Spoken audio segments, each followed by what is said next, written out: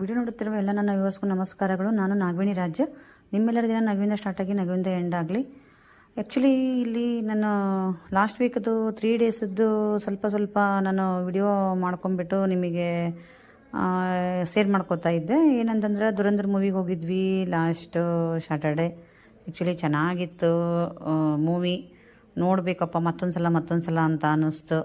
ನಿಜವಾಗ್ಲೂ ಒಂದು ತಮ್ಮ ಧರ್ಮನ ಬಿಟ್ಟು ಬೇರೆ ಧರ್ಮಕ್ಕೆ ಹೋಗಿ ನಮ್ಮ ಧರ್ಮ ಸಂಬಂಧ ಹೋರಾಡೋದೈತಲ್ಲ, ಅದರಲ್ಲಿ ಸಿಕ್ಕಾಬಟ್ಟೆ ಒಳ್ಳೆ ಸ್ಟೋರಿ ಐತಿ. ಯಾರು ನೋಡಿಲ್ಲ ನೋಡ್ರಿ ಹೇಗಿತ್ತು ಅಂತ ಕಮೆಂಟ್ ಮೂಲಕ ತಿಳಿಸ್ರಿ ನಿಮ್ಮ ಅಭಿಪ್ರಾಯನ. ನಾನು ಮಾತ್ರ ಭಾಳ ನೋಡಿ ಇನ್ನೂ ಒಂದು ಸಲ ನೋಡಬೇಕು ಅಂತ ಅನ್ನೋ ಫೀಲಿಂಗ್ ಬಂದಿದೆ ನನಗೆ, ಅಷ್ಟು ಚೆನ್ನಾಗಿತ್ತು.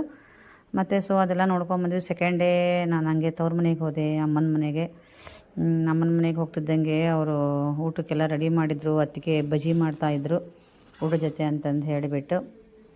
ಅದು ಚೆನ್ನಾಗಿ ಬಜ್ಜಿ ಸಿಕ್ಕಾಪಟ್ಟೆ ಟೇಸ್ಟಾಗಿದ್ವು. ಸೊ ಊಟ ಎಲ್ಲ ಮಾಡ್ಕೊಂಡ್ವಿ. ಊಟದ ಐಟಮ್ಸ್ ನೋಡ್ರಿ ಎಷ್ಟೊಂದು ಮಾಡ್ಯಾರ ಅಂತಂದ್ರೆ, ಇಷ್ಟು ಅಡುಗೆ ತಟ್ಟೆಲಿ ಎಲ್ಲೆಲ್ಲಿ ಏನೇನು ಹಚ್ಕೋಬೇಕು ಅಂತಲೇ ಗೊತ್ತಾಗ್ತಿಲ್ಲ, ಅಷ್ಟೊಂದು ಅಡುಗೆ ಇತ್ತು.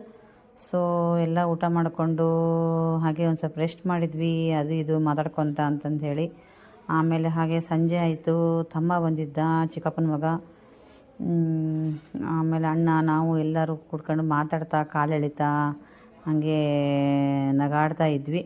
ಒಬ್ರಿಗೊಬ್ಬರು ಏನೋ ಒಗಟು, ಉತ್ತರ ಕರ್ನಾಟಕ ಸೈಡ್ದು ಒಗಟನ್ನು ಹೇಳ್ಕೊಂಡು ನಗ್ತಾ ಇದ್ವಿ. ಹಾಗೆ ಸೌತೆಕಾಯಿ ತಗೊಂಬಂದು ತಮ್ಮ ಸೌತೆಕಾಯಿ ತಿಂದ್ವಿ. ಖಾರ ಮಂಡಕ್ಕಿ ಹಾಕ್ಕೊಟ್ರು ವೈನಿ, ಅವು ಖಾರ ಮಂಡಕ್ಕಿ ಎಲ್ಲ ತಿಂದ್ವಿ. ಅದೆಲ್ಲ ತಿಂದಾದ್ಮೇಲೆ ಮಾತುಗಳೇ ಮುಗಿಯಂಗಿಲ್ಲ ಗೊತ್ತು. ಎಷ್ಟೊಂದು ಮಾತಾಡ್ತಾ ಇದ್ದೆ ಅಂತಂದ್ರೆ, ಅದಾದಮೇಲೆ ನೆಕ್ಸ್ಟ್ ಡೇ ಮಾರ್ನಿಂಗು ಒಂದು ಮದುವೆ ಇತ್ತು ಹಾವೇರಿಯಲ್ಲಿ ಮದುವೆ ಮುಗಿಸ್ಕೊಳೋಣ ಅಂತಂದೇಳಿ ರೆಡಿಯಾಗಿ ಅಮ್ಮನ ಜೊತೆ ಒಂದು ಪಿಕ್ ತಗೊಂಡು ಹಾಗೆ ಬಂದು, ನಾವು ಕಪಲ್ಸ್ ಎಲ್ಲ ಒಂದು ಪಿಕ್ ತಗೊಂಡು ಹಾಗೆ ಅಲ್ಲಿ ಹಾವೇರಿಯಲ್ಲಿ ಒಂದು ಮದುವೆ ಮುಗಿಸ್ಕೊಂಡು, ತುಂಬ ಹತ್ತಿರದವರು, ಆ ಹುಡುಗ ತುಂಬ ಬೇಕಾದನು, ಸಿಕ್ಕಾಪಟ್ಟೆ ರಿಚ್ಚಾಗಿ ಒಂದು ಮದುವೆ ಮಾಡಿದರು. ಚೆನ್ನಾಗಾಗಿತ್ತು ಮದುವೆ. ಹಾಗೆ ಕರೆಕ್ಟಾಗಿ ಒಳಗಲ್ ಮುಹೂರ್ತಕ್ಕೆ ಹೋದ್ವಿ. ಅದನ್ನು ಹೋಗಿ ಮದುವೆ ಮುಗಿಸ್ಕೊಂಡು ನಾವು ಊಟ ಮಾಡಿಕೊಂಡು ಮತ್ತೆ ವಾಪಸ್ಸು ಬಂದ್ವಿ. ವೀಕೆಂಡು ಹೆಂಗಾಗತ್ತೆ ಅಂತಂದ್ರೆ ಟೈಮೇ ಇರೋಲ್ಲ ನಮಗೆ. ಡ್ಯೂಟಿ ಮಾಡೋರಿಗಂದ್ರೂ ಈ ವೀಕೆಂಡ್ಸ್ ಡ್ಯೂಟಿಯವರಿಗೆಲ್ಲ ರಜೆ ಇರುತ್ತೆ ಅಂತಂದೇಳಿ ಸಂಡೇ ಮತ್ತು ವೀಕೆಂಡೆಲ್ಲ ಇಟ್ಬಿಟ್ಟಿರ್ತಾರೆ. ನಮಗೇನು ರೆಸ್ಟೇ ಸಿಗೋಂಗಿಲ್ಲ ಎಲ್ಲ ಈ ಥರದ್ವೆಲ್ಲ ಅಟೆಂಡ್ ಮಾಡೋ ಅಷ್ಟೊತ್ತಿಗೆ. ಹಾಗೆ ಅದೆಲ್ಲ ಮುಗಿಸ್ಕೊಂಡು ಮಗಳ ಹಾಸ್ಟೆಲಿಗೆ ಹೋಗಿಬಿಟ್ಟು ಮಗಳನ್ನ ಭೇಟಿ ಆಗೋಣ ಅಂತಂದೇಳಿ ಬಂದ್ವಿ. ಸಿಕ್ಕಾಬಟ್ಟೆ ಮಳೆ, ಅದೆಂಥ ದೊಡ್ಡ ಮಳೆ ಅಂತಂದ್ರೆ ದೊಡ್ಡ ಗುಡುಗು, ಸಿಡ್ಲು, ಹಾಗೆ ಆಣೆಕಲ್ಲೆಲ್ಲ ಬೀಳ್ತಾಯಿತ್ತು.